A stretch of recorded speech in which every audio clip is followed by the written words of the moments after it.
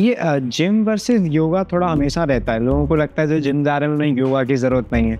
ना जिम का ना योग का तो कंपेयर ही नहीं है। योग को इंडिया में तो फिर भी लोग थोड़ा सा मजाक में लेते हैं। कितने भी बड़े बड़े सेलिब्रिटीज को आप आज के टाइम पे देख लीजिए, रिग्रेट करते कि हमने बचपन से योगा नहीं किया। आजकल के यंगस्टर्स स्ट्रेस बहुत लेते हैं, तो उसको लेने के लिए वो योग में क्या कर सकते हैं? बस उन्होंने मेरे से कुछ पूछा, मैंने बोल दिया आई एम फाइन। हाँ, अब पूछा क्या था मुझे नहीं पता, बस मैंने बोल दिया आई एम फाइन। क्या बात है। अभी क्या बनना चाहते हो आगे चल के? जवाब रहता था गांव में एक ये बड़ी प्रॉब्लम है, कुछ बनना नहीं चाहते। हाँ। उनको पैसे चाहिए होते। एक अच्छी डाइट बता दीजिए सुबह से शाम तक, वेट गेन करने के लिए भी और वेट लॉस करने के लिए भी, जो इजीली घर पर खाई जा सकती है, अवेलेबल। देखो वेट लॉस, पहले तो वेट गेन के थोड़े कम लोग मिलते हैं, वेट लॉस के ज्यादा। वेट लॉस के लिए मतलब आपको गर्व होता होगा? बिल्कुल गर्व होता है। वहाँ पे जो लोग भी जाते हैं, 10 लोगों ने अपनी जान दी है देश के लिए। तो आप मार्शल आर्ट कर रहे थे 3-4 साल तक लगा? हाँ। तो आपने खेला भी कहीं मार्शल आर्ट? ये डेडली आर्ट्स होती है, स्ट्रीट फाइट जिसको बोल देते हैं। ओके। तो इनमें कोई गेम नहीं होता है। कभी हुई है? मैं नहीं बोल रहा था किससे, ठीक है? ऐसा था ही ना? हाँ, नहीं मुझे पता ही नहीं कोई लड़की खड़ी हुई है। अगर किसी को, मैं एक प्रयोग बता रहा हूँ, अभी कर लो इंस्टेंट बैठ के। ठीक है। कमर गर्दन सीधी करके बैठ जाए सभी लोग, ठीक है ना? ऐसे करके बैठे और ये राइट हैंड नीचे, लेफ्ट हैंड ऊपर, इस तरह से रखें।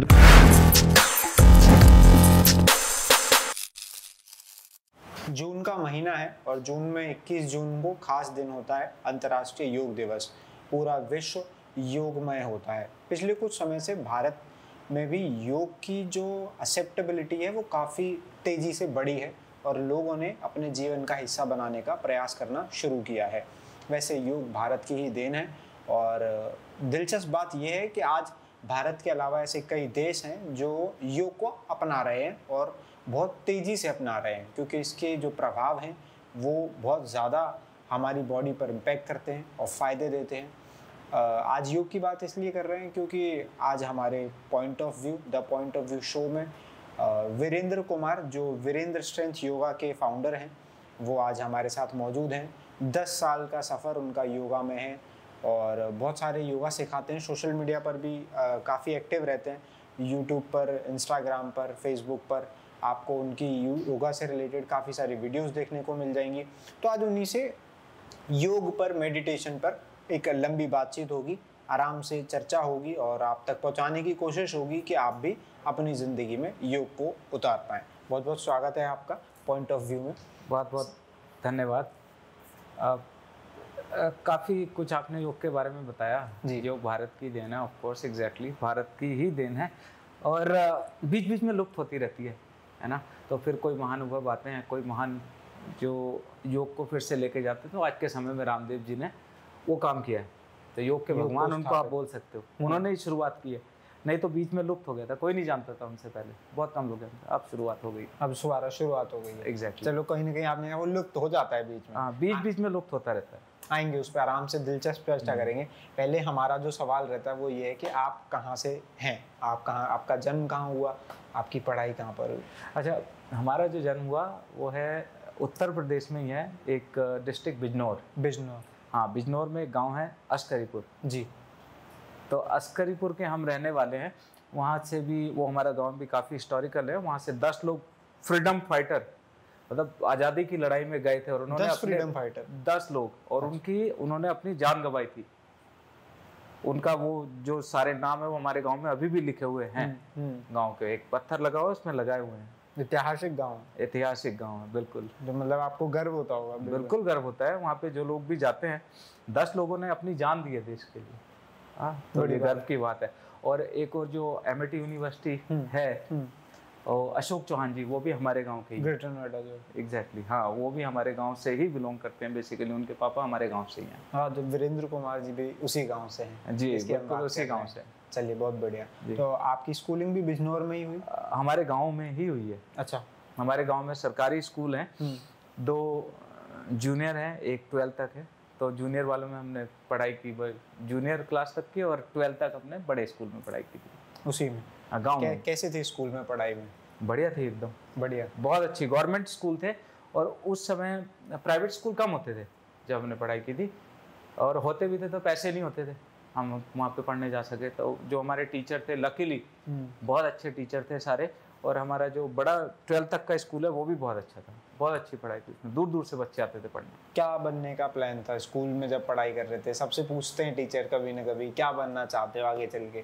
क्या जवाब रहता था? गांव में एक ये बड़ी प्रॉब्लम है, कुछ बनना नहीं चाहते, उनको पैसे चाहिए होते हैं। ठीक है, ये गांव के सभी बच्चों की प्रॉब्लम होती है, उनका कोई लक्ष्य नहीं होता, उनका सिर्फ एक लक्ष्य होता है, क्योंकि हम गरीबी में पले बड़े हैं, हमारे पास कोई पैसे नहीं होते थे, कई बार तो ऐसा होता था चप्पलें भी नहीं होती थी पैर में।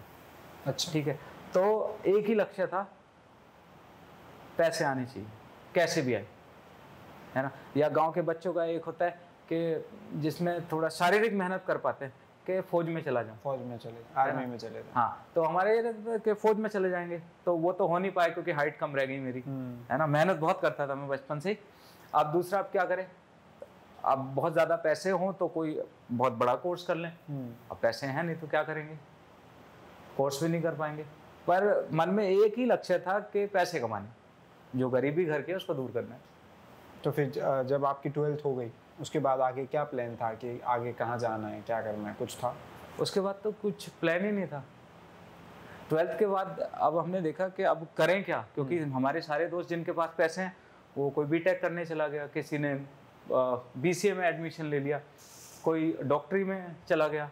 अब हमारे पास इतने पैसे हैं नहीं कि हम ये कुछ कर पाएँ, तो हमने क्या किया, एक वहीं पे 12th करने के बाद एक छोटा सा स्कूल था उसमें पढ़ाना शुरू कर दिया। अब पैसों की ज़रूरत थी, और उसके बाद फिर उसके साथ साथ BA का फॉर्म भर दिया कि अपनी पढ़ाई भी होती रहेगी और साथ साथ स्कूल में पैसे भी मिलते रहेंगे, बच्चों को ट्यूशन पढ़ाने लगे। इस तरह से चीज़ों की शुरुआत हुई। योगा कब आया जिंदगी में, उसकी एंट्री कब हुई? बहुत बाद में, बहुत बाद में। उसके बाद क्या कर रहे थे? उसके बाद फिर हम जैसे देखा स्कूल में इतने पैसे प्राइवेट स्कूल में नहीं मिलते हैं, वहाँ से आए हम, सोचा कुछ कहीं बाहर चलते हैं, दिल्ली चलते हैं, अच्छा, कुछ जॉब करेंगे। तो उस समय पे कॉल सेंटर की पहली बार कब आए थे? वैल्यू होती है, अभी तो मुझे याद भी नहीं रहा, 2009 से भी पहले मैं आया था यहाँ। अच्छा, तो ये भी बड़ी इंटरेस्टिंग स्टोरी है। जब हम यहाँ आए थे तो पहली बार गाँव से बाहर निकले थे, ऐसा कोई माहौल देखा नहीं था, कॉल सेंटर्स के बारे में बहुत सुना था। अब क्योंकि कुछ किया हुआ नहीं था, तो उस समय पे कॉल सेंटर्स में आपकी मतलब स्पोकन इंग्लिश अच्छी, इंग्लिश अच्छी बोलते हो या बोलने का तरीका अच्छा है, तो आपको कॉल सेंटर्स में जॉब मिलती थी और पैसे भी अच्छे मिलते थे। तो ये हमने सुना था, तो अपना चलो कॉल सेंटर में करते हैं जॉब, चल के दिल्ली जाएंगे, कुछ ना कुछ तो पैसे कमाने चाहे कुछ भी हो। अब जब हम गए तो एक कंपनी है नोएडा में, INSizer, उसमें गए पहली बार। तो अब उसका रिसेप्शन बड़ा अच्छा है, पहली बार गांव से आए थे, उसे देख के डर लगने लगा, अबे ये क्या है यहाँ, तो नीचे चेहरा दिख रहा है इसमें। तो मेरा एक दोस्त आया था, मैं उसका नाम नहीं लूँगा, बड़ा फनी लड़का है वो, नाम भी बड़ा फनी है। तो हम दोनों का इंटरव्यू साथ साथ था, उनका नाम लिया, वो गए और विदिन 2 मिनट्स वापस। अच्छा। इंटरव्यू से विदिन 2 मिनट्स वापस जाके, मुझे पता नहीं कुछ पूछा भी होगा या नहीं पूछा होगा, 2 मिनट के अंदर ही आ गए। हाँ, वो वापस आ गए। फिर मेरा नाम आया तो मेरे से HR ने बड़ी शालीनता से बात की कि वीरेंद्र जी आप भी वहीं से हैं जहाँ से वो थे, तो आपको पहले इंग्लिश पे काम करना चाहिए, आप जाओ थोड़ा इंग्लिश सीखो, इंग्लिश सीख लोगे या फिर किसी हिंदी वाले कॉल सेंटर में जाके जॉब करो, ये हमारा इंटरनेशनल है, इंग्लिश बोलने की जरूरत है। हाँ, ज़रूरत है। और मेरे से इंग्लिश में पूछा ही नहीं, आती है नहीं आती है। तो मैंने फिर दोस्त से पूछा, भाई क्या हुआ था यार, तो क्या बस उन्होंने मेरे से कुछ पूछा, मैंने बोल दिया I am fine। मैं पूछा क्या था कि मुझे नहीं पता, बस मैंने बोल दिया I am fine। क्या बात है। तो उसके बाद फिर हम लोगों ने जाके इधर उधर देखने की कोशिश की क्या कर सकते हैं, तो ऐसे धीरे धीरे फिर चीजें बढ़ती चली गई। तो दिल्ली में आने के बाद ही योगा मिला या कैसे? हाँ, दिल्ली में आने के बाद। अच्छा, क्या स्टोरी थी? क्या स्टोरी थी योगा तक पहुंचने? अच्छा, योग तक पहुंचने की स्टोरी देखिए, उसके बाद क्या हुआ, वो थोड़ा स्ट्रगल रहा हमारा, इतना स्ट्रगल रहा कि मुझे जून के महीने में हमने फिर call centre training course join किया। अच्छा। उसके बाद, और जून के महीने में लक्ष्मी नगर कॉल सेंटर ट्रेनिंग कोर्स था और हम रहते थे गाजियाबाद। ठीक है, गाजियाबाद। तो 3 रुपये आनंद विहार से लक्ष्मी नगर के लगते थे, आनंद विहार से लक्ष्मी नगर तक के 3 रुपये लगते थे। ब्लू लाइन बसेस चलती थी उस समय पे। अच्छा। तो हम क्या करते थे, आते वक्त तो हमने गाजियाबाद से आनंद विहार तक की MST बनी हुई थी, वो ट्रेन में बन जाती थी, 180 रुपीज़ समथिंग की ऐसे बनी थी। तो आते हुए तो जल्दी जल्दी रहता था, तो हम वहाँ से बस पकड़ते थे और आ जाते थे। जाते 12 बजे छुट्टी होती थी, 3 बजे ट्रेन थी। तो हम क्या करते थे 12 से लेके 3 बजे, मतलब 3 घंटे हैं, और वो 3 रुपए भी बचाने। तो हम पैदल पैदल एक 50 पैसे की चुस्की आती थी, वो खाते हुए लक्ष्मीनगर निकल जाते थे। जून का महीना था जब मैं आया था, तो ऐसे हाँ, तो मतलब वो 3 रुपए बचाने के लिए ये भी टाइम था कि 3 रुपए बचेंगे तो मेरा कल का किराया बच जाएगा। तो उसके बाद फिर करते चले गए वहाँ से। फिर कॉल से ट्रेनिंग के बाद फिर जॉब लग गई। उसके बाद फिर चलता रहा अपना धीरे धीरे, पहले डोमेस्टिक में, फिर इंटरनेशनल में, फिर अच्छे पैसे आने लगे, बहुत अच्छे इंसेंटिव्स होने लगा, प्रमोशन भी हुए। उसके बाद शादी, इंग्लिश पकड़ में आ गई थी। हाँ, इंग्लिश का भी बड़ा बढ़िया स्टोरी है। तो पहले तो हम हिंदी, एयरटेल में हमारी जॉब लगी थी, एयरटेल पोस्टपेड में। तो उस समय पे पोस्टपेड थोड़े से अच्छी क्लास के लोग, जो हाई क्लास के लोग होते थे, वो ही पोस्टपेड कनेक्शंस लेते थे। तो उस समय पे थोड़ा इंग्लिश हमें आने लगी, अच्छा, सीखने लगे। उसके बाद फिर इंटरनेशनल में इंटरव्यू हुआ, तो इंटरव्यू तो निकाल दिया, क्योंकि इंटरव्यू हमने क्रैक कर लिया, हमें पता था क्या क्या क्वेश्चन होते हैं, उनकी तैयारी कर ली। अब ट्रेनिंग होती थी उसमें 1 महीने की, 1 महीने की ट्रेनिंग हो रही है।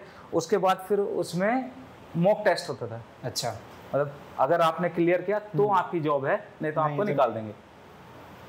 अब जब मैं गया था तो लड़के भी उस समय पे लगभग 12, 13, 14 साल पहले की बात बता रहा हूँ, उस समय जो बीपीओ में जॉब करने आते थे वो अच्छे पढ़े लिखे बच्चे आते थे एकदम। तो जब वो सारे ट्रेनिंग में बैठते थे, उनकी आवाज़ सुन के मुझे डर लगता था, इतनी हाई-फाई इंग्लिश बोल रहे हैं, वो बोल क्या रहे मुझे समझ में नहीं आ रहे। होंगे वो सब? हाँ, दिल्ली के होते होंगे, मैक्सिमम दिल्ली के थे सभी लोग।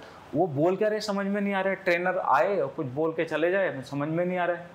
मैंने मॉक टेस्ट कैसे होगा, 1 महीने के बाद मॉक टेस्ट की बारी आई, लगभग 29 बच्चे थे, 28 पास हो गए, मैं फेल हो गया। अच्छा, हाँ, तो मुझे ट्रेनर ने घर भेज दिया, बट ट्रेनर को पता था कि ये करना चाहता है कुछ।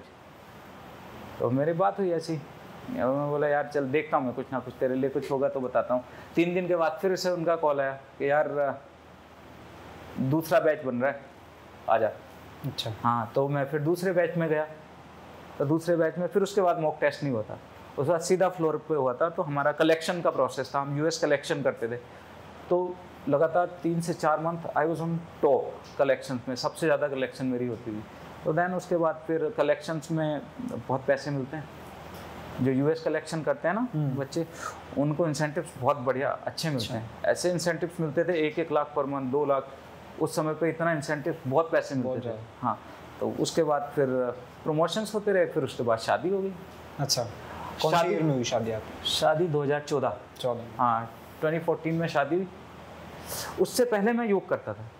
अच्छा, 14 से पहले योग करता, मतलब खुद के लिए करता था। अच्छा, खुद के लिए करता रहा। उससे पहले टीचर ट्रेनिंग कोर्स भी मैंने कर लिया था। तो खुद की लाइफ में भी कब आया योग? खुद की लाइफ में योग, मैं जिम जाता था।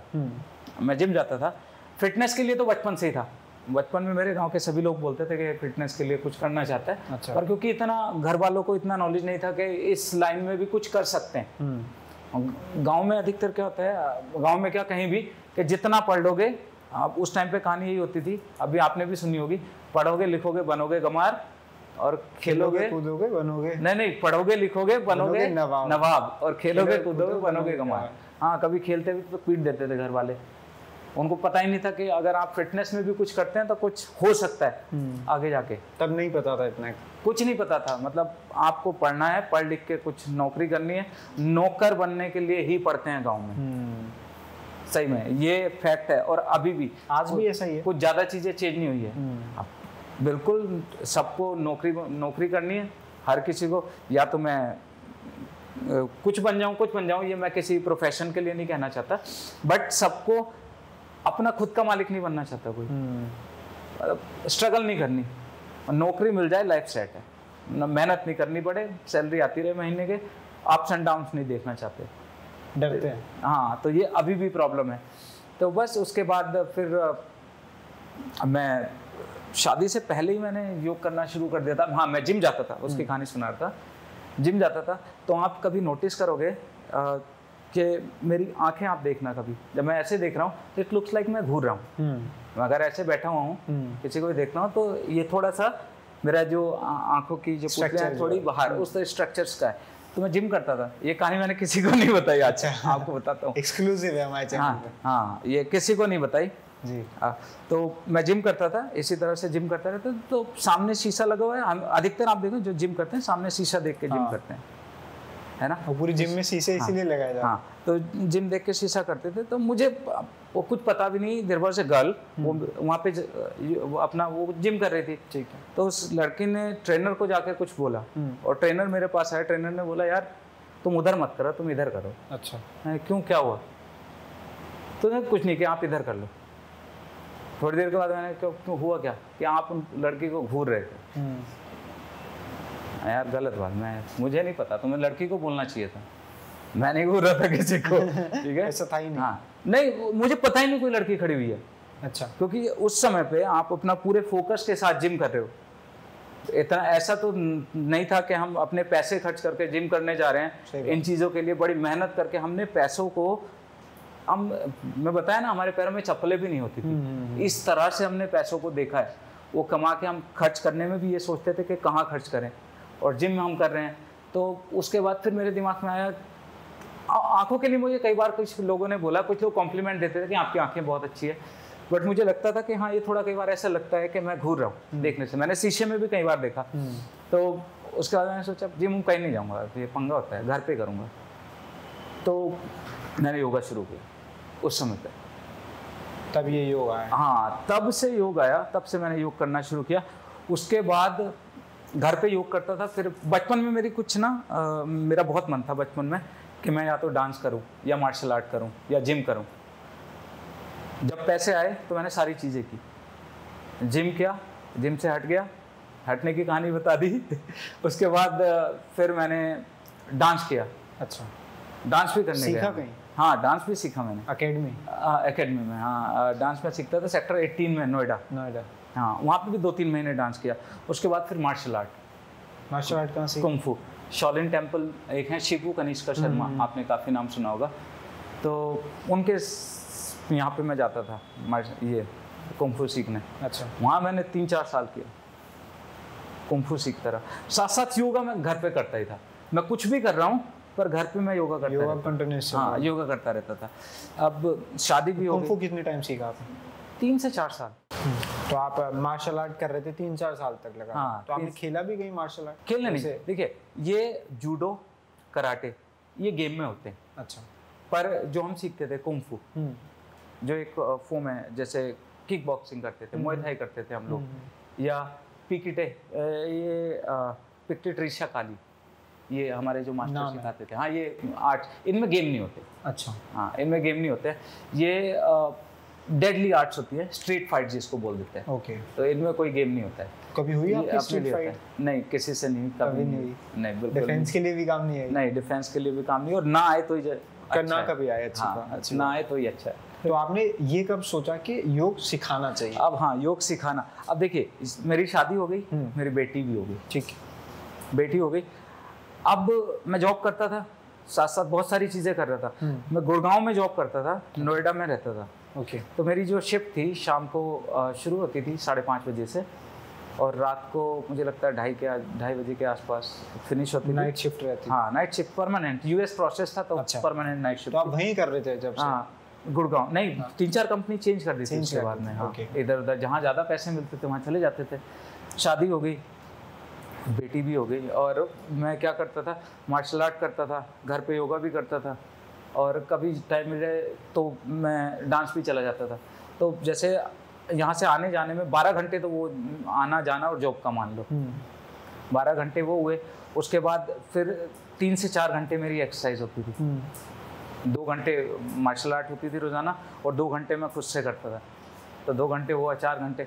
तो लाइफ ऐसी हो गई थी, ना मैं फैमिली को टाइम दे पा रहा हूँ, ना बच्चों को टाइम दे पा रहा हूँ, बस अपने अपने में लगा हूँ। और ऐसा होता था जब वीकेंड आता था ना, इवन मेरी, जब मैं कंपनी में भी था, कंपनी की बात बताऊँ, मेरे बहुत सारे दोस्त मेरा बहुत मजाक बनाने लगे थे। उस समय मार्शल आर्ट करता था, तो आई वाज जस्ट लाइक पागलों की तरह से हो गया था एक्सरसाइज के लिए।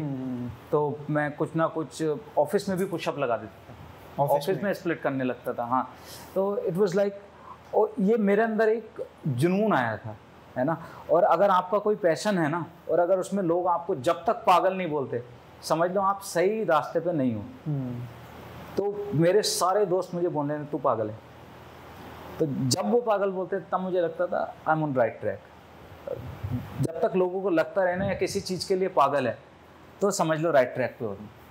अगर पागल नहीं तो फिर वो जुनूनी कैसा, है ना। तो उसके बाद मैं ऑफिस में भी करता रहता था।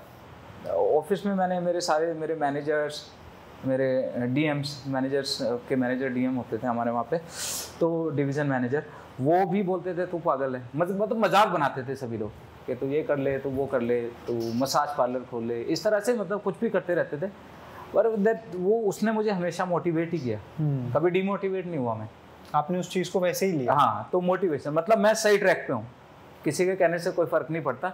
जब लोग कहना बंद कर देंगे तो मतलब मैं कुछ गड़बड़ कर रहा हूँ। तो इस तरह से चलता रहा। फिर जब मैं बच्चों को टाइम नहीं दे पाया, मेरी बेटी हुई थी, वाइफ को टाइम नहीं दे पा रहा था, तो अब तो कुछ करना चाहिए।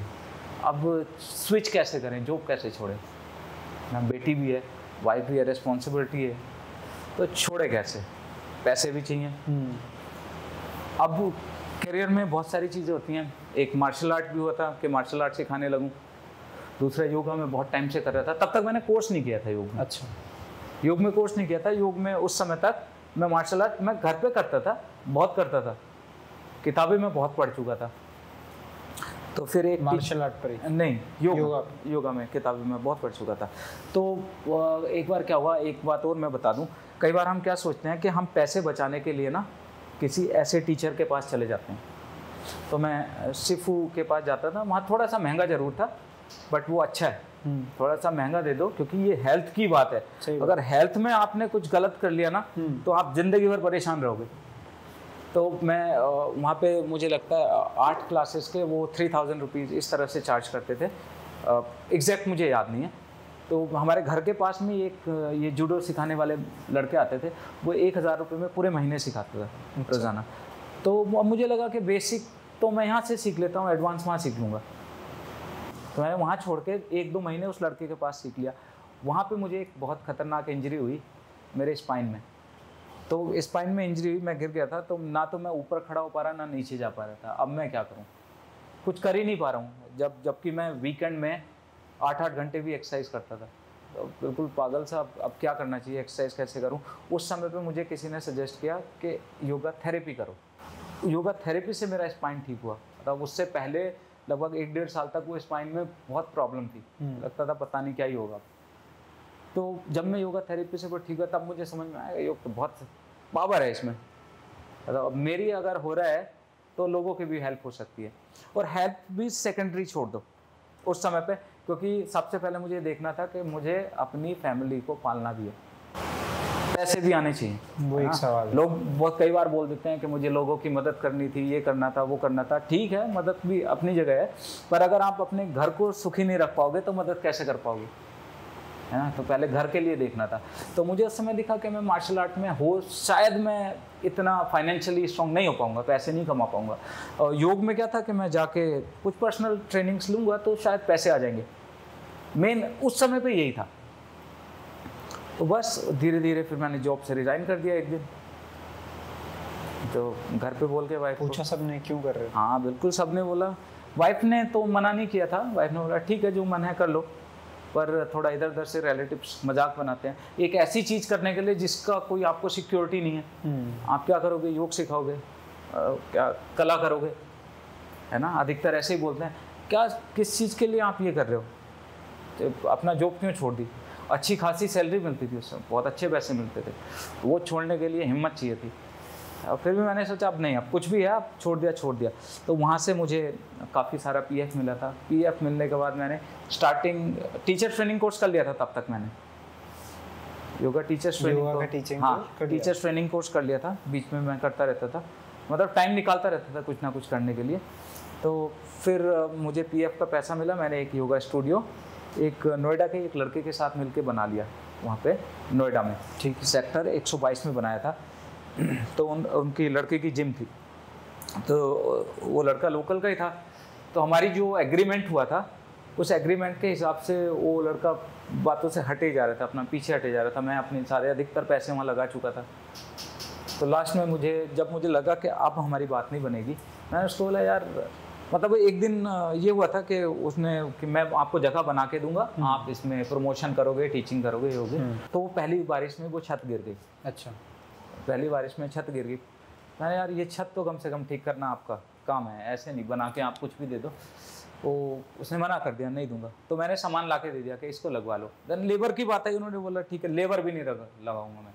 तो अब मैं नहीं करूँगा कुछ भी, अब हम अलग होने में ठीक है, हमारी कोई बात नहीं हुई, कोई लड़ाई नहीं हुई। मैंने बोला मैं अपना सामान ले जा रहा हूँ, क्या नहीं सामान नहीं मिलेगा तुम्हें। मैंने ठीक है रखो। तो कोई दोबारा मैंने कोई क्वेश्चन नहीं पूछा, ना कभी मैंने दोबारा उसको फ़ोन किया, ना मैं कभी दोबारा उसके पास गया। मैंने अपना दूसरा एक सोसाइटी में मैंने अपना योग कराना शुरू किया और उसके बाद पता लगा कि लोगों को कितनी ज़रूरत है, लोग कितने परेशान, रोते हुए आते थे लोग। और भगवान का इतना आशीर्वाद था, भोलेनाथ का, कि हमारा जिसको भी हमने योग कराया उनमें कुछ लोगों को जैसे नी की सर्जरी रुक गई, उन्होंने सर्जरी की डेट ली हुई थी और 1-2 महीने उन्होंने योग किया, नी सर्जरी टल गई और वो फिर वो हमारे साथ ऋषिकेश तक घूम के आए। अच्छा। पहाड़ों में भी घूम के आए और बहुत लोगों को बहुत लाभ हुए। जब इस तरह से लाभ हुए, फिर उसके बाद जब धीरे धीरे आगे बढ़ते रहे, देन उसके बाद फिर पैसा हमारी सेकंड प्रायोरिटी होगी। इनिशियल तो मुझे पैसा ही लगता था। अब मैं पिछले 10 साल से योग सिखा रहा हूँ, मेरे पास कोई अकाउंट नहीं होता, मुझे नहीं पता मेरे पास 200, 300, 400 लोग योग रोज़ाना कर रहे हैं, किसकी फ़ीस कब आती है मुझे आज तक नहीं पता। ना मैं कभी किसी को ये बोलता हूँ कि आपको फ़ीस देनी है।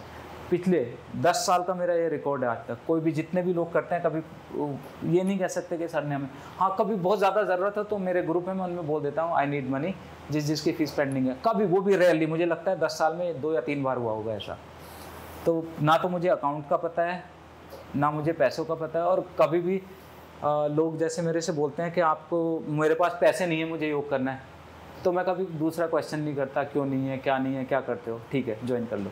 तो दैट्स हाउ इट गोज। उसके बाद ये फिर ऐसा, क्योंकि एक जब आपको कोई चीज़ दी है ना भगवान ने, तो जैसे योग मुझे दिया, मैं तो बहुत दूर दूर तक योग नहीं सिखाने वाला था।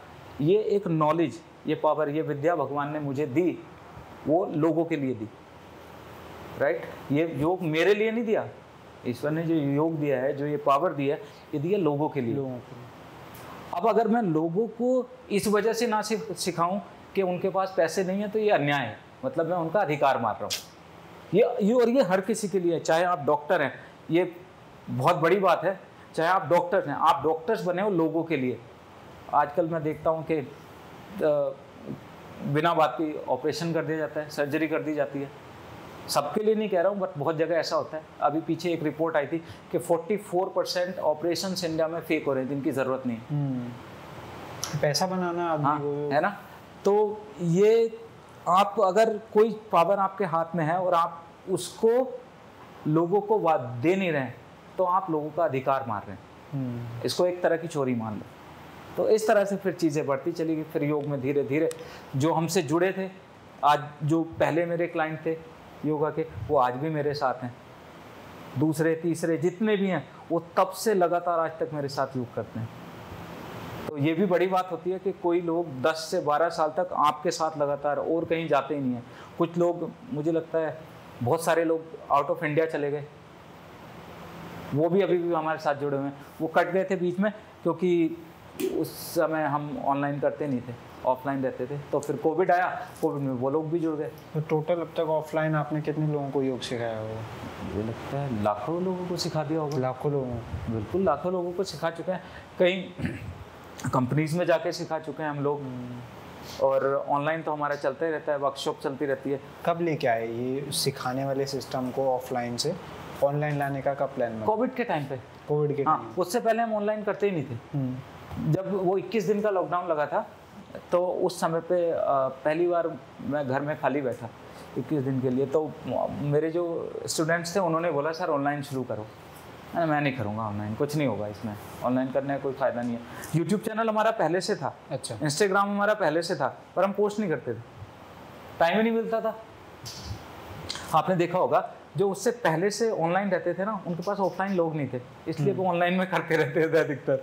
जिनके पास ऑफलाइन में लोग थे, वो ऑनलाइन आना भी पसंद नहीं करते थे, क्योंकि ऑनलाइन और ऑफलाइन में उस समय बहुत डिफरेंस मानते थे। पर कोविड ने बहुत कुछ चीज़ें चेंज कर दी। तो जैसे ही कोविड आया, मेरे घर आए हमारे जो जितने भी क्लाइंट थे, उन्होंने ज़बरदस्ती फ़ोन में ये जूम ऐप डाउनलोड कराई कि यहाँ से क्लास लो, ऐसे करके क्लास लो, ऐसे उन्होंने ज़बरदस्ती शुरू की और उन्हीं लोगों ने उसको प्रमोट किया। तो उसके बाद फिर धीरे धीरे ऑनलाइन चलता रहा। तो ऑलमोस्ट 11 कंट्रीज से लोगों ने हमारे साथ योग करना शुरू किया। कोविड में 11 देशों से लोगों ने फिर योग करना शुरू किया। फिर उसके बाद हम ऑनलाइन करते चले गए। फिर हमारा यूट्यूब चैनल भी अच्छा चलने, क्योंकि उस समय पे हम खाली थे तो क्लासेस ऑनलाइन करनी होती थी, तो हमने वीडियो बना के पोस्ट करनी शुरू की। फिर यूट्यूब चैनल भी ग्रो होने लगा। उससे पहले फेसबुक हमारा ठीक ठाक था, उस पर भी 200-300 के आसपास फॉलोअर थे। यूट्यूब पे कम थे। यूट्यूब पे जैसे जैसे वीडियो पोस्ट करनी शुरू की, तो अब इस समय पे मुझे लगता है 5.5 लाख के आसपास फॉलोअर हमारे यूट्यूब चैनल पे हैं। और इंस्टाग्राम पे अभी मैंने पिछले 3-4 महीने से काम करना शुरू किया। मतलब वीडियो में डालता रहता है, बट नॉट रेगुलर नहीं था। पर इंस्टाग्राम पे भी, आप कुछ लोगों ने बोला सर इंस्टाग्राम पे बहुत लोग देखते हैं, इंस्टाग्राम पे भी बना के डालो आप वीडियो, तो उस पर डालना शुरू किया। तो अब वो भी धीरे धीरे ग्रो कर। हाँ, तो इसी तरह से चलता रहा अपना। तो वैसे सोशल मीडिया पे भी आप स्टार बन रहे हैं, और ऑफलाइन में तो आप पहले से ही स्टार थे। देखो, ये स्टार की तो ये सब ऊपर वाले का हाथ है, भोलेनाथ। मैं शिव जी को बहुत मानता हूँ। शिव, उन्होंने योग दिया है दुनिया को, ये उन्हीं का हाथ है। मैं कुछ नहीं, मुझे जो उन्होंने नॉलेज दी है मैं वो शेयर कर रहा हूँ। लोग और भोलेनाथ, उनका ही प्यार है, उन्हीं का आशीर्वाद है जो हम इतना लोग देखते हैं, लोगों को पसंद आता है, लोग शेयर करते हैं। मैं तो नॉर्मल योग कर रहा हूँ, योग कराने वाले तो कितने मिल जाएंगे आपको, है ना। आजकल तो ये भी मैं बात बोलना चाहता हूँ कि आजकल योग टीचर में भी थोड़ा सा पैसों में सर्टिफिकेट मिलने लगे हैं। अच्छा।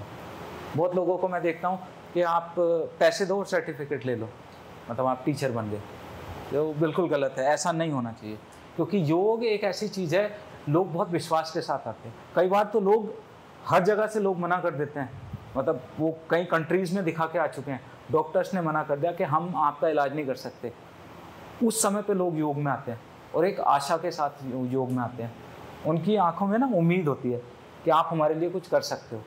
और उस समय पे अगर इस तरह से आप बिना पढ़े लिखे, बिना कुछ जाने लोगों को योग सिखाओगे, हाँ, तो उससे उनका विश्वास भी कम होता है और आप लोगों की हेल्थ के साथ तो खिलवाड़ कर ही रहे हैं। क्या है योग? क्या है योग? योग क्या है? जिंदगी है योग। देखो, डेफिनेशन तो कितनी भी बता दूं मैं, योगा कर्माशु कौशलम, योगा चित्त वृत्ति निरोधा, समत्वम योग उच्चेत, ये डेफिनेशन छोड़ दो, ठीक है। जो हमारे शास्त्रों में डेफिनेशन है उसको छोड़ दीजिए।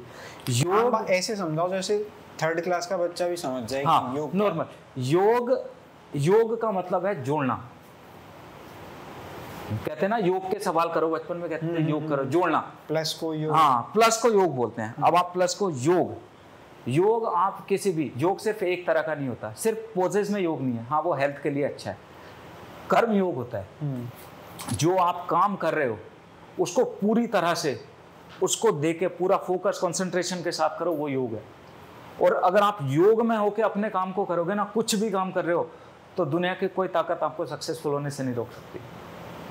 योग में होके, हाँ, योग में मतलब जोड़ के पूरा फोकस, पूरे कंसंट्रेशन के साथ, वो हो गया आपका कर्म योग। जैसे आप अपना ये पॉइंट ऑफ व्यू चला रहे हैं, इसमें पूरा फोकस, पूरा कंसंट्रेशन लगा दो। दूसरे लोगों के बारे में सोचो मत क्या कहते हैं, मुझे अपना काम करना है, उस पर पूरा फोकस है, दुनिया की कोई ताकत नहीं रोक सकती आपको। तो ये कर्म योग हुआ। फिर होता है ज्ञान योग, कुछ होता है भक्ति योग, होता है राजयोग। तो ये अलग अलग से योग है। तो योग एक ऐसी चीज है जिसको यदि आप करोगे तो आप लाइफ में जो चाहते हो वो प्राप्त कर सकते हो। मेरे साथ हुआ है, मैंने जो चाहा, जितना चाहा, मुझे मिला है आज तक। और मैंने कभी भी, लोग कहते हैं ना कि आप लोगों के पीछे भाग के, पैसे के पीछे भागो, या लोग पैसे बिल्कुल नहीं छोड़ते। मैंने आज तक पैसे के बारे में बोला ही नहीं किसी को। और भगवान का इतना आशीर्वाद, लोगों का इतना प्यार रहा आज तक। मुझे जब भी मैंने कुछ भी काम किया है, पता नहीं कहाँ से आए पैसे आ जाते हैं। तो योग, अब मैं बता रहा था, योग देखिए आज के समय पे लोग योग मतलब आसन देखते हैं, उसको योग समझ बैठते हैं। हाँ, वही है ना, वो भी योग का एक हिस्सा है। मैक्सिमम 80% लोगों के लिए योग इज इक्वल टू आसन होता है। हाँ, वो भी योग का एक हिस्सा है। ठीक है, लोगों को जरूरत है उसकी, क्योंकि जब आप योगासन करते हो तो उससे क्या होता है, आपका जो इंटरनल ऑर्गन्स है, दुनिया की कोई भी एक ऐसी एक्सरसाइज नहीं है, कोई सी भी, अगर आप योगासन को एक्सरसाइज के फॉर्म में मानिए, दुनिया की अदर फॉर्म ऑफ एक्सरसाइज कोई सी भी ऐसी नहीं है जो आपके शरीर के एक एक सेल को एक्टिवेट करती है। योग में आप देखिएगा, कभी आप उल्टे हो जाते हैं तो ब्लड फ्लो कभी आपके ब्रेन की साइड जाता है, कभी शरीर पे आप दबाव लाओगे तो जो इंटरनल ऑर्गन्स में छोटे छोटे सेल्स होते हैं उनको एक्टिवेट करता है, कभी खिंचाव लाओगे तो पूरे शरीर की स्ट्रेचिंग होती है। कोई और एक्सरसाइज मुझे बता दो, और फॉर्म ऑफ एक्सरसाइज जो योगासन से ज़्यादा काम करती हो। आप रनिंग भी करते हो तो एक ही फ्लो में ब्लड सर्कुलेशन दौड़ रहा होता है, जिम करते हो तो आप कुछ ही पार्ट्स पे लेके जाते हो ब्लड का सर्कुलेशन, डांस कर रहे होते तो भी आपका ऊपर से नीचे की साइड ब्लड सर्कुलेशन ज़्यादा होता है। पर योग ही एक ऐसा फॉर्म ऑफ एक्सरसाइज है, क्योंकि मैं सारी चीज़ें कर चुका हूँ, मैं डांस भी कर चुका हूँ, मैं मार्शल आर्ट भी कर चुका हूँ, मैं जिम भी कर चुका हूँ, और मैं इसलिए नहीं कह रहा हूँ मैं सिखा रहा हूँ, ये है। और इसीलिए पश्चिम के जो देश हैं इसको फॉलो करते हैं। पश्चिम के देश ऐसे नहीं चीज़ों को फॉलो करते योग को। इंडिया में तो फिर भी लोग थोड़ा सा मजाक में लेते हैं, कभी पश्चिम के देश जो लोग आते हैं हमारे पास करने, पूरी डेडिकेशन के साथ, पूरी मेहनत के साथ, अगर उनको बोल दिया कि आपका मुंह बंद रहेगा अगले 1 घंटे तक, तो वो मुंह खोल के नहीं देखते, आंख बंद रहेगी तो आंख खोल के नहीं देखते, इतना डेडिकेशन के साथ करते हैं वो लोग योग। तो योग अगर आप in the form of exercise लें तो इससे अच्छा कोई एक्सरसाइज नहीं है। दूसरा, अगर आप मेंटल लो, क्योंकि अगर आपका शारीरिक स्वास्थ्य ठीक है, मेंटल स्वास्थ्य अगर ठीक नहीं है तो आप शारीरिक रूप से भी बीमार हो जाओगे। ये दोनों कोरिलेटेड है, हाँ इंटर रिलेटेड है। और अगर शरीर ठीक है तो मन ठीक है, मन ठीक है तो शरीर ठीक है, अगर मन ठीक नहीं है तो शरीर भी ठीक नहीं हो सकता। तो इसके लिए योग में है प्राणायाम। प्राण मतलब श्वासें, आयाम मतलब विस्तार। प्राण, सांसों को प्राण इसलिए बोला गया कि जब तक आप सांस ले रहे हो तभी तक जीवित है, और जैसे सांसें आनी बंद हुई प्राण नहीं, फिर आपका बोलना बंद हो गया, है ना, तो मतलब लाइफ नहीं है। तो इसीलिए प्राणायाम हो गया। फिर उसके बाद आगे के लेवल की बात वो आगे छोड़िए, वो फिर ध्यान आ गया, फिर समाधि आ गई, वो आगे लेके लेवल की है। जो नॉर्मल लोगों को ज़रूरत है वो इस समय पे आसन और प्राणायाम की है। जो आगे बढ़ना चाहते हैं आसन प्राणायाम करो, अगर आपकी रुचि होगी तो आप आगे खुद बढ़ जाओगे। मैंने आपको स्टार्टिंग में आप एक बात बोली थी, अगर आपको याद होगा, कि योग प्राय लुप्त होता रहता था। लुप्त क्यों होता रहता था? वो हमारे जो पुराने विचारों के जो योग टीचर या ऋषि मुनि होते थे वो नहीं बढ़ने देते थे, क्योंकि टाइम के हिसाब से वो चेंज नहीं करने देते थे। योग कई हजार साल पुरानी सभ्यता है, उस समय पे क्या काल था, इतिहास बताइए, क्या है योग? देखिए, योग अलग अलग समय से, कुछ लोग वेदों के समय से इसकी उत्पत्ति मानते हैं। वेदों के समय? हाँ, तो ये 1,96,08,53,125 वर्ष के आसपास हो चुके हैं। बाप रे। उसमें हिरण्यगर्भ को बताया गया है, उन्होंने योग की शुरुआत की। ठीक है, तो ये 2 अलग अलग परंपरा चलती हैं, इसमें भी लोगों को बहुत डाउट होते हैं। एक अष्टांग योग होती है, वैदिक योग, और एक है एक वाम योग, एक दक्षिण योग। अच्छा, वाम और दक्षिण? वाम और दक्षिण, ये 2 तरह के योग हैं। राजनीति में भी दोनों शब्द चलते हैं, वामपंथी और दक्षिणपंथी, बिल्कुल। तो वाम और दक्षिण क्या है? जो वाम योग वाले होते हैं वो मानते हैं कि भगवान शिव ने योग की शुरुआत की। अच्छा। और दक्षिण वाले मानते हैं कि योग की शुरुआत वेदों से हुई है। ठीक है, तो उस पे ना जाइए, कहीं से भी हुई है, हमें उससे कुछ नहीं पता, हमें लाभ लेने हैं, जो जो चीज़ें वो मिलनी चाहिए। लोगों का मानना है, पर जैसे कुछ लोगों को क्या होता है, कुछ लोगों ने वाम योग पढ़ा है तो वो दक्षिण वालों से लड़ने लगते हैं कि नहीं ये बात सही है।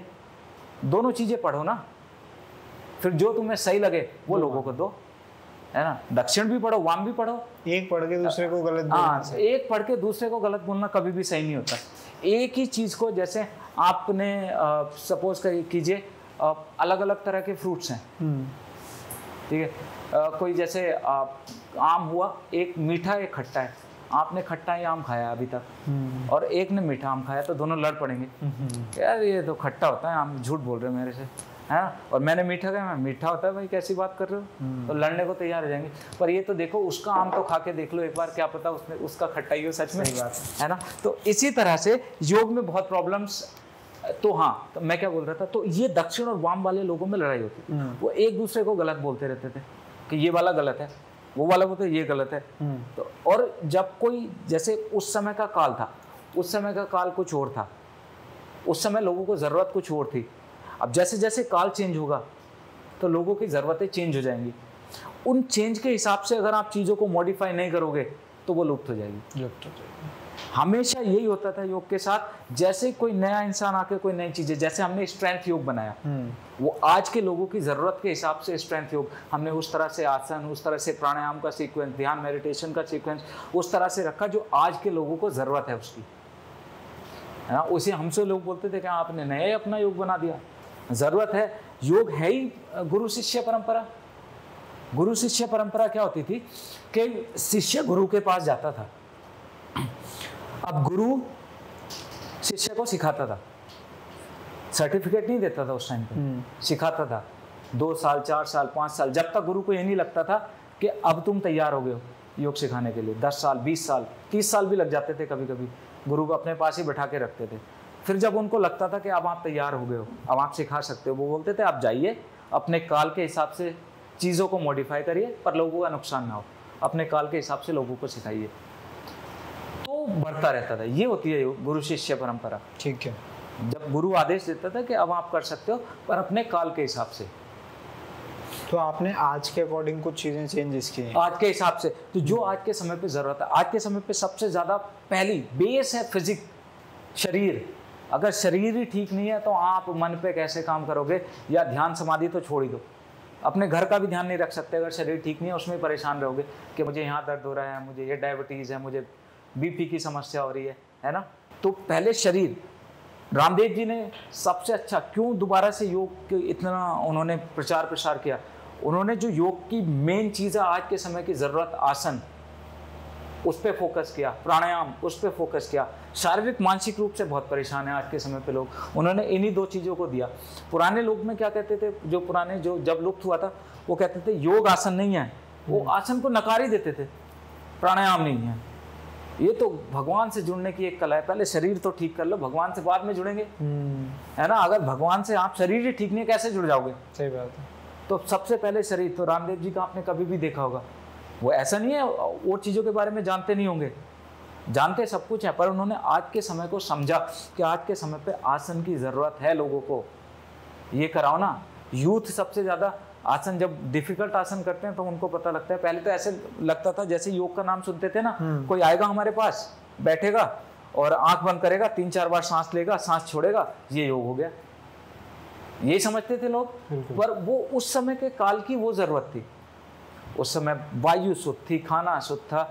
आज नहीं। आज के समय पे प्रदूषण कितना है, शरीर में आप पेस्टिसाइड्स खा रहे हैं, अच्छी से अच्छी सब्जी में, इवन आज के समय में बोलते हैं तरबूज चल रहा है, तरबूज खाओ, इंजेक्शन लगा के तरबूज आ रहे हैं, है ना। तो कितना हेल्दी आप खाओगे। तो इंटरनल ऑर्गन्स को हमें मजबूत बनाना पड़ेगा।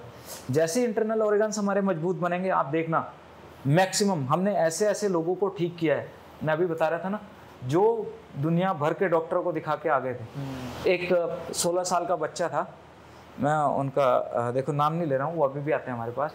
वो बच्चा, उसकी क्या हालत हो गई थी, वो कहाँ कहाँ नहीं दिखा के आए थे, और लोग उसको जो दवाइयाँ चलने लगी थी वो चलने लगी थी कि ये मेंटल पेशेंट है, इसको कोई प्रॉब्लम नहीं है, और उसका वेट बढ़ गया एकदम। और 16 साल का बच्चा लगभग 100 किलो से ऊपर का हो गया। तो जब मैं उसके पास गया था तो मैंने फिर उसके साथ काम किया, उसके पेरेंट्स ने बताया कि हम हर जगह पूरी कोशिश करके देख चुके हैं, हम नहीं कर पाए, ये ठीक ही नहीं कर पाते, कुछ करो इसका। तो विदिन 9 मंथ, मैं हमेशा बोलता हूँ जब भी आप योग कर रहे हो, 1 या 2 महीने नहीं, 3 महीने मिनिमम। जब आप 1 या 2 महीने आप ये सोचो मत कोई लाभ मिलेगा। आपको अगर चेंजेस नोटिस करने हैं, हाँ, तो मिनिमम 3 महीने। चेंजेस देखो 1-2 वीक में मिलने लगते हैं, पर अगर आपको विजिबल चाहिए, लगे कि हाँ, तो 3 महीने। 3 महीने में क्योंकि हमारे शरीर के लगभग 70 to 80% सेल्स चेंज हो जाते हैं, और जब आप लगातार 3 महीने योग अभ्यास करते हैं तो आपकी बीमारी भी उसी तरह से रिकवर होती है, ठीक होती है। 9 महीने बच्चा पेट में रहता है, लगभग 99% सेल्स बॉडी के चेंज हो जाते हैं, मतलब नई बॉडी होती है। और अगर आप लगातार योग अभ्यास करें तो जो नए सेल्स आते हैं वो हेल्दी होते हैं। जब हेल्दी सेल्स होंगे तो जो बीमारी होगी, ऐसी बीमारी जिनको मेडिकल साइंस बोलता है ठीक नहीं हो सकती, वो ठीक होती है। डायबिटीज़ को मेडिकल साइंस में बोलते हैं ठीक नहीं हो सकती, बीपी को बोलते हैं आप ठीक नहीं कर सकते, बीपी लो, बीपी हाई, हाँ, बीपी को परमानेंट। थायराइड को बोलते हैं आप ठीक नहीं कर सकते, आपको दवाई लेनी पड़ेगी लाइफ लॉन्ग। हमारे पास बहुत सारे क्लाइंट हैं जिनका हमने डायबिटीज़ की दवाई भी छुड़ाई है, बीपी की भी छुड़ाई है और थायराइड की भी। देखो मैं एलोपैथ के विपक्ष में नहीं हूँ, एलोपैथ की भी ज़रूरत होती है, पर कई जगह ऐसी है जहाँ योग एलोपैथ को मात देता है। जैसे आप एक भी इंसान दिखा दो जो डायबिटीज है और एलोपैथी की दवाई खा रहा है, उसका जितने पे खानी शुरू की है शुगर उतनी रही हो, बड़ी ना हो। या दुनिया का कोई भी डॉक्टर कह दे कि शुगर मुझे हो गई है, मैं तुम्हारे पास आ रहा हूँ, डॉक्टर कहे कि मैं दवाई दूंगा, मैं लिख के दे रहा हूँ कि ये बढ़ेगी नहीं होता, दे ही नहीं सकता। क्योंकि जब आप डायबिटीज की दवाई खानी शुरू करोगे ना, कुछ महीने के बाद वो डोज आपको बढ़ानी पड़ेगी। ये है, ये यही होता है, ये चलाता है। उसके कुछ महीने बाद और बढ़ानी पड़ेगी। तो जब बढ़ानी पड़ रही है तो दवाई क्यों खा रहे हैं? है ना, जहां जरूरत है वहां हमें दवाई की जरूरत है। पर अगर आपको डायबिटीज या बीपी की प्रॉब्लम है तो योग करिए। हमने बहुत लोगों की छुटाई और हम लिख के दे सकते हैं अगर डायबिटीज का इशू है कि आप आइए और ये देखिए, 3 महीने के बाद फिर डिफरेंस देखिएगा। ये लाइफस्टाइल डिजीज, आपको खाने पे कंट्रोल रखना पड़ेगा और अपने पैनक्रियाज को एक्टिवेट करके रखो। तो इतने कॉन्फिडेंस से, पर चीज़ों को बहुत तोड़ मरोड़ के पेश किया जाता है। ये जिम वर्सेस योगा थोड़ा हमेशा रहता है। लोगों को लगता है जो जिम जा रहे हैं उन्हें योगा की ज़रूरत नहीं है, और जो योगा कर रहे हैं वो जिम, मतलब वर्सेस सा रहता है। ऐसा क्यों?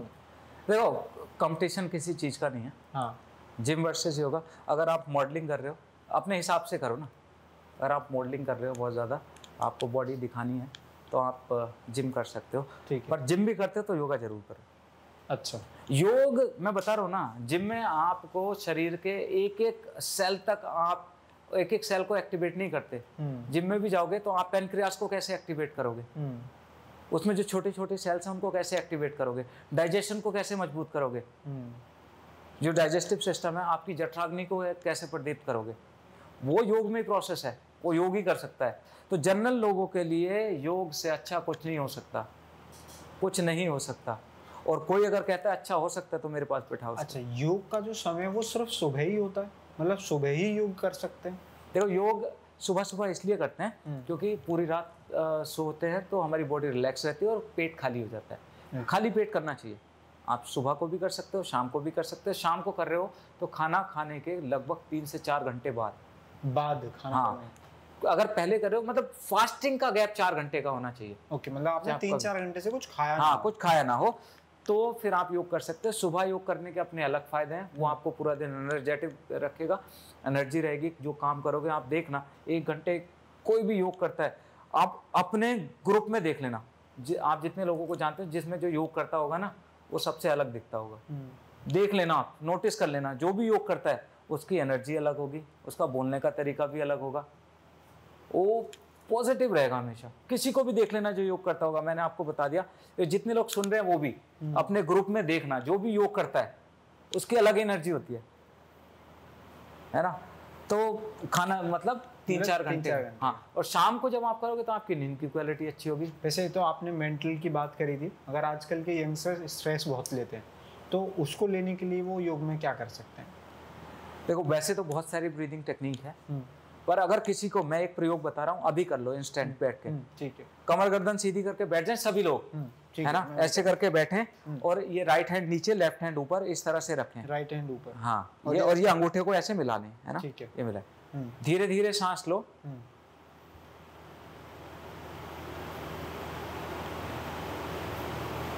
एक से 2 सेकंड रोको, धीरे से बाहर निकालो, है ना। धीरे धीरे सांस लिया,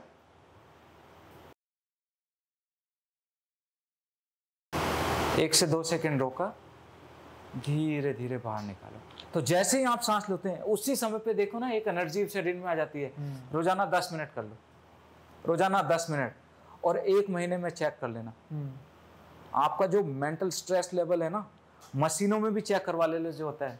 इनफैक्ट 10 मिनट के बाद ही चेक करवा लेना। अच्छा, 10 मिनट के बाद चेंज मिलेगा आपको। धरती आसमान का अंतर विद इन 10 मिनट, इस तरह से सांस लोगे तो सिर्फ ये प्राण है, ये प्राण शरीर में जा रहे हैं, करने के लिए काफी हेल्पफुल है। Exactly, within 10 minutes. Om chanting कर सकते हो। ओम चैंटिंग आप 10 मिनट बैठ के ओम चैंटिंग करके देखिए, और 10 मिनट के बाद आप अपने मेंटल लेवल को खुद ही कंपेयर कर सकते हैं, पहले क्या था और अब क्या है। तो योग में बहुत सारी योग निद्रा है जो हम गाइडेड मेडिटेशन कराते हैं, वो बहुत हेल्पफुल है। इसी में एक नींद की प्रॉब्लम से भी यंगस्टर्स बड़े जूझते हैं, रात को नींद नहीं आ रही है, उसके लिए भी यही प्रैक्टिस?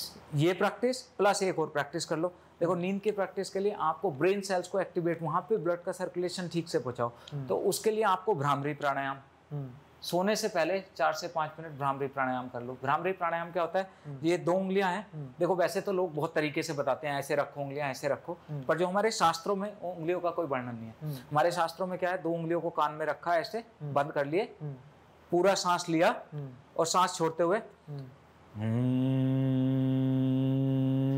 ये हमिंग साउंड क्रिएट करनी है। जब आप ये हमिंग साउंड क्रिएट करेंगे तो ब्रेन में छोड़ते वक्त, हाँ सांस छोड़ते वक्त, तो ब्रेन में एक वाइब्रेशन आपको फील होगी, उस वाइब्रेशन को फील करते रहना है। फिर सांस लिया, फिर क्या, फिर सांस लिया, फिर क्या, 5 से 10 मिनट करो, तो उससे आपके ब्रेन सेल्स एक्टिवेट होंगे और आपका जो स्ट्रेस लेवल है वो कम होगा और नींद, मतलब माइंड काम हो जाएगा, शांत हो जाएगा और आपको नींद आएगी। ये इतना बढ़िया। और यही प्राणायाम आपको काफ़ी लोगों को माइग्रेन की प्रॉब्लम होती है, उसमें भी ये वरदान की तरह से काम करता है। तो है ना, देखो ब्रेन सेल्स को एक्टिवेट करे, जब आप करोगे तो आप देखोगे कि जब हमिंग कर रहे हो तो अंदर ऐसा लगता है जैसे वाइब्रेशन हो रही है ना, वो भवरे की तरह से। तो ब्रेन सेल्स इतने सेंसिटिव होते हैं, वो वाइब्रेशन ही उनकी एक्सरसाइज होती है। क्या जिम में ये एक्सरसाइज होती है कहीं कहीं किसी भी उसमें, ठीक। मैं अभी भी मैं फिर से बोल रहा हूँ, मैं कोई कंपेयर ही नहीं कर रहा हूँ, ना जिम का ना योग का तो कंपेयर ही नहीं है, आप कर ही नहीं सकते किसी चीज़ से। बाकी जो अपनी अपनी इच्छा है जो करते हैं, पर एज मैं, क्योंकि मैं सारी चीज़ें कर चुका हूँ, मुझे पता है योग से अच्छा कुछ नहीं है इस दुनिया में। ये मैजिक करता है सच में, लोगों की लाइफ में जादू होता है। योग करके आते हैं तो हाँ बिल्कुल, लोग योग की लाइफ में बोलते हैं ना हमारी लाइफ चेंज हो गई पूरी तरह से। कितने भी बड़े बड़े सेलिब्रिटीज को आप आज के टाइम पे देख लीजिए, रिग्रेट करते कि हमने बचपन से योगा नहीं किया, है ना, वो जब उन्हें समझ में आता, हाँ रिग्रेट करते हैं। और हर कोई, और पहले समय से जो बड़े लोग होते थे, जैसे जो प्रधानमंत्री होते थे, वो अपने पर्सनल योग टीचर रखते थे, लोगों तक तो आने ही नहीं देते थे। वो तो भला हो आज के समय पे मोदी जी का कि उन्होंने योग दिवस करवा दिया, है ना, तो इससे और अवेयरनेस बढ़ गई है। नहीं तो पहले समय पे ये राजाओं की चीज मानी जाती थी, उसको कब्जा के रखना चाहते थे कि कोई इतनी अच्छा जो खजाना है ना वो पब्लिक को ना मिल जाए, हमारे पास रहे हुए प्राइवेट। हाँ, तो वो उसको अपने पास रखते थे और लोगों तक जाने नहीं देते थे। ठीक है, एक आखिरी सवाल ले लेते हैं। हाँ, एक अच्छी डाइट बता दीजिए सुबह से शाम तक, वेट गेन करने के लिए भी और वेट लॉस करने के लिए भी, जो इजीली घर पर खाई जा सकती है, अवेलेबल रहे। देखो वेट लॉस, पहले तो वेट गेन के थोड़े कम लोग मिलते हैं, वेट लॉस के ज्यादा मिलते हैं। वेट लॉस के लिए सुबह देखो दोपहर लगभग दोपहर तक आप अपना जो भी सीजन के फ्रूट्स चल रहे हैं वो फ्रूट्स खाओ, ठीक है, दोपहर तक 12 बजे तक। और बहुत सिंपल है, 12 बजे तक आप जो भी फ्रूट्स चल रहे हैं आपके सीजन में, इस समय पे आम भी चल रहा है, आम भी खा सकते हो। लोग पूछते हैं आम खा सकते हैं क्या, बिल्कुल खा सकते हो, ठीक। पर ओवर ईटिंग मत करो, जब के खाते जा रहे हैं हल्का सा, थोड़ा सा भूख से थोड़ा कम खा लो, दोबारा खा लो, 1 घंटे के बाद फिर खा लो, है ना। ये किया दोपहर के 12 बजे तक। उसके बाद घर में जो भी सब्जी या दाल बनी है उसकी मात्रा दुगनी कर दो, और जो रोटी और चावल खाते हैं उसको आधा कर दो, है ना। जो दाल बनी है उसको डबल कर दो, ठीक है, और सब्जी बनी है चावल खाते हैं हाँ उसको आधा कर दो, ठीक। तो उससे क्या होगा, आपको न्यूट्रिएंट्स भी अच्छे मिलेंगे, है ना।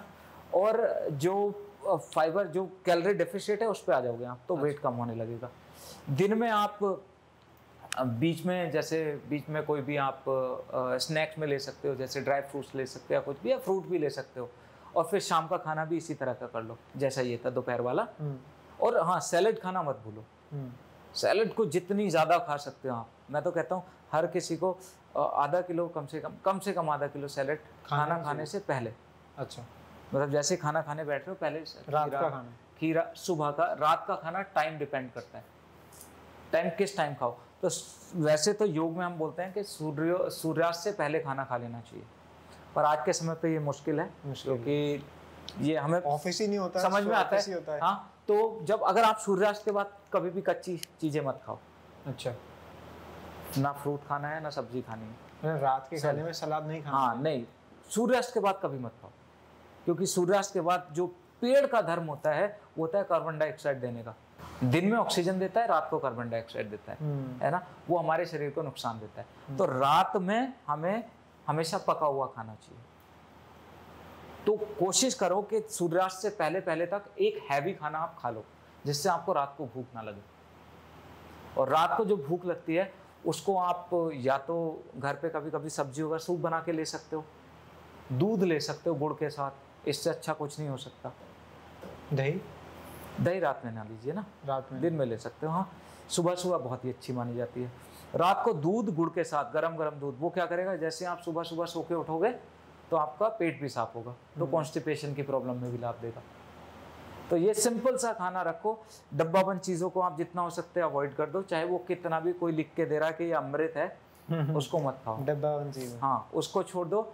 मैदा से बनी हुई चीज़ों को आप ना खाओ, बहुत अच्छा है। बहुत हेल्दी ऑप्शन होते हैं घर पे, जैसे हमारी मैडम लड्डू बनाती है, तो वो लड्डू क्या बनाती है, मीठा डालना होता है, वो उसमें डेट्स डाल देती हैं। अच्छा। तो वो नेचुरल शुगर हो गई।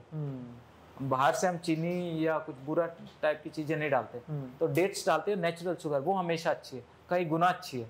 तो ये डाइट आपने वेट लॉस के लिए बता दी। हाँ, वेट लॉस के लिए देखो, वेट लॉस के लिए एक बार फिर से सब लोग याद रखो, दोपहर तक आप फ्रूट्स खाओगे, ठीक है, और फिर दिन में जो आपका लंच होता है, हाँ, लंच में पहले सैलेड खा लो, हाँ, काफ़ी सारी, हाँ, और उसके बाद खाना खाओ, रोटी आधी, सब्जी और दाल ज़्यादा, ठीक है, डबल, ठीक। और फिर दिन में आप चाहो तो दिन में ग्रीन टी ले लो एक आध बार।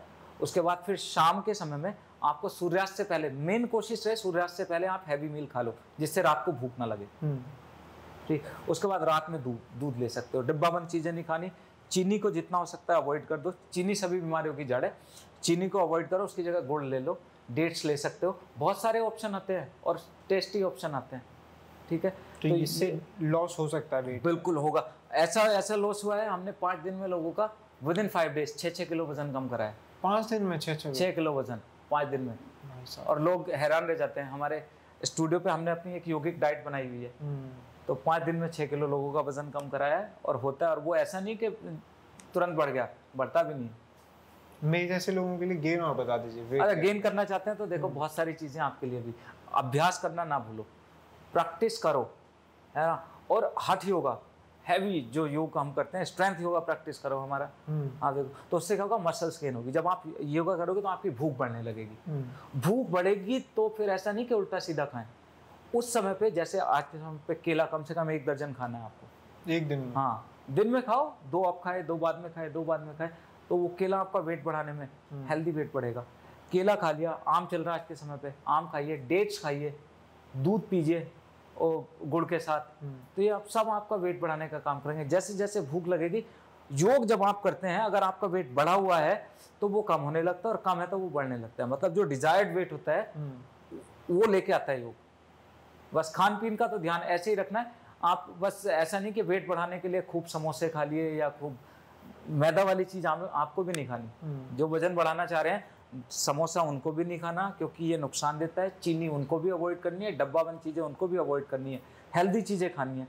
जैसे पहलवान लोग करते हैं, वो कई सारे ड्राई फ्रूट्स को मिलाते हैं, उनको पीस के एकदम दूध में मिला लेते हैं और उसको पीते हैं, है ना, तो उससे वजन बढ़ता है। पर वो आप पचा नहीं पाओगे अगर आप बिना एक्सरसाइज के करो। एक्सरसाइज, हाँ, तो इसलिए एक्सरसाइज जरूरी है। और स्ट्रेंथ योग हमने जो बनाया है, वो स्ट्रेंथ योग इसीलिए बनाया है, आज के समय की ज़रूरत ही स्ट्रेंथ योग है।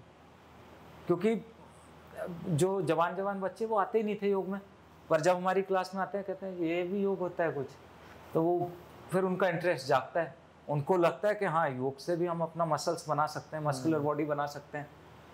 तो हमने आज के समय के हिसाब से उसमें कुछ योगासन की सीरीज ली, कुछ प्राणायाम, और फिर मेडिटेशन, फिर एडवांस लेवल ध्यान तक भी हम लेके जाते हैं। पर जो आज के मैक्सिमम लोगों को 100% लोगों को, इनफैक्ट मैं कहता हूँ, आपको या तो डायबिटीज़ की प्रॉब्लम है, जिसको डायबिटीज़ नहीं है उसको बीपी होगा, जिसको बीपी नहीं कोलेस्ट्रॉल बढ़ा हुआ होगा, कोलेस्ट्रॉल नहीं है, इंसोम्निया की प्रॉब्लम होगी, स्ट्रेस होगी, एंजाइटी होगी। स्ट्रेस तो मैक्सिमम यूथ में है ही, कोई ना कोई स्ट्रेस चलता रहता है। कभी गर्लफ्रेंड का स्ट्रेस है, कभी ऑफिस का स्ट्रेस है, कभी पेरेंट्स का स्ट्रेस है, कभी पढ़ाई का स्ट्रेस है। तो उन सब के लिए योग करो, योग में हो जाओ और लाइफ स्वर्ग बन जाएगी। योग करो, निरोग रहो। निरोग, बिल्कुल, लाइफ स्वर्ग बनेगी। अच्छा, ये और बता दीजिए, मेडिटेशन ही योगा है या मेडिटेशन और योगा अलग अलग चीज़ है? ये दोनों चीज़ें पार्ट है। अच्छा, देखो, अब ये समझ लो, योग के अष्टांग समझ लो, यम, नियम, आसन, प्राणायाम, प्रत्याहार, धारणा, ध्यान, समाधि, 8 हो गए। तो आसन हमने क्या बताया था, यम, नियम, आसन। आसन तीसरा पार्ट हो गया, प्राणायाम चौथा पार्ट हो गया, और जो ध्यान मेडिटेशन बता रहे हैं वो 7वां पार्ट हो गया। ये एक समुंदर है, उनकी छोटी छोटी बूंदें हैं, पार्टी है, छोटी छोटी बूंदें हैं। हाँ, ये एक योग समझ लो समुंदर है, उसकी तो था कोई लगा नहीं सकता। ये उनकी छोटी छोटी बूंदें हो गई। ये भी बूंद है, ये भी बूंद है। आसन भी वही है, प्राणायाम भी वही है, और ध्यान भी वही है, और समाधि भी वही है। धन्यवाद आपका। सब योग का ही है। बहुत सारी चीज़ों पर आपने बहुत प्रकाश डाला है। आई होप सारे लोगों को पसंद आई होगी। और जैसा वीरेंद्र सर ने कहा कि योग एक समुद्र है, तो वास्तव में योग एक समुद्र है, और उस समुद्र से कई छोटी नदियों के रूप में निकली वीडियोस इनके चैनल पर उपलब्ध हैं। तो आप जाएं और वीरेंद्र स्ट्रेंथ योगा नाम से यूट्यूब चैनल है इनका, वहाँ जाकर और ज़्यादा ज्ञान ले सकते हैं और हर तरीके के आसन योगा के बारे में और एक्सप्लोर कर सकते हैं, क्योंकि हम इस पॉडकास्ट में योगा से रिलेटेड सारी बातें नहीं कर सकते। हाँ, और एक बात और मैं बता दूं कि हमने जो योग अपना यूट्यूब चैनल भी है ना, योगा यूट्यूब चैनल, फेसबुक या इंस्टाग्राम, हर जगह हम वीरेंद्र स्ट्रेंथ योग के नाम से हैं। हमारी सारी वीडियो आप देखना, कोई भी देखेगा ना, हमने जैसी हम लाइव क्लास लेते हैं उसी तरह से पोस्ट कर रखी है। हमारा कोई ये नहीं है कि हम इससे लोग सिर्फ हम डालें, व्यूज मिल जाएं, उससे पैसे मिल जाएं। हमारा जो मेन, हमने स्लो बनाई हुई है, जैसे हम क्लास लेते हैं तो मतलब वो लोग जुड़ के देखें अगर लाभ लेना चाहते हैं तो, जो और स्टेप बाय स्टेप आपको कहीं नहीं मिलेगी। हम अपनी सारी वीडियो में क्या करते हैं, पहले आसन, फिर उसका रिवर्स आसन बताते हैं और क्रम सही बताते हैं कि इसके बाद ये करो तब आपको लाभ मिलेगा। कई बार क्या होता है ना, आप आसन तो कर लेते हो, पता सब कुछ है, पर जो लाभ मिलना चाहिए वो मिल नहीं रहा है। वो इसलिए नहीं मिलता कि आसन को आप प्रॉपर्ली होल्ड नहीं कर रहे हो, उसके बाद उसका रिवर्स नहीं कर रहे हो, उसके बाद उसका सही क्रम नहीं है। वो सारी चीज़ों को ध्यान में रख के मैं सारी वीडियो ऐसे ही पोस्ट करता हूँ। तो लंबी भी हो जाती है, कई बार आधा घंटे की वीडियो हो जाती है, 1 घंटे की हो जाती है, तो उससे हमें कोई फर्क नहीं पड़ता। अगर आप बिना पैसों के आपको घर बैठे सीखना है तो लंबी वीडियोस तो देखी जा सकती हैं और सीखा जा सकता है। खैर, ये बातचीत अगर आपको पसंद आई है तो हमें कमेंट बॉक्स में लिखकर बताइए कि आपको क्या अच्छा लगा, और अगर आप हमारी किसी बात से असहमत हैं तो वो भी, नाराज़गी है या असहमति है, तो वो भी आप हमें कमेंट बॉक्स में दर्ज कर सकते हैं, बता सकते हैं कि आपको क्या पसंद नहीं आया। ये बातचीत रिकॉर्ड करने में, आप तक पहुंचाने में बहुत मेहनत लगती है, तो चैनल को सब्सक्राइब कर दीजिए। और अंतर्राष्ट्रीय योगा दिवस आ रहा है, उसकी पहले से ही आपको बहुत बहुत बधाई। और आप अपने दोस्तों को, घर परिवारों को जो बीमारियों से जूझ रहे हैं उनको ये वीडियो शेयर कीजिए, ताकि वो योगा के बारे में जान सकें और अपनी ज़िंदगी में योगा को उतार सकें। अगली वीडियो तक हमारे साथ जुड़े रहिए, तब तक के लिए धन्यवाद।